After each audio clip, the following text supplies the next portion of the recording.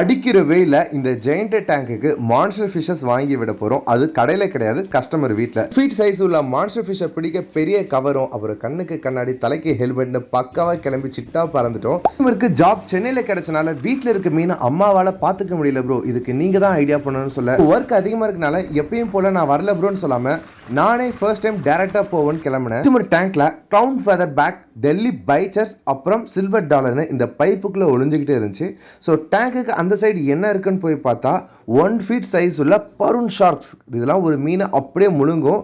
தென் இந்த சைடு ஃபுல்லாக 1 feet size உள்ள டெல்லி பைச்சர் அதுன்னு சொல்லி இருந்துச்சு. ஸோ எல்லாத்தையும் ப்ராப்பராக சேம் டேங்கோட வாட்டர்லேயே 1 by 1 பேக் பண்ண ஆரம்பித்தேன் எல்டி கவரில்.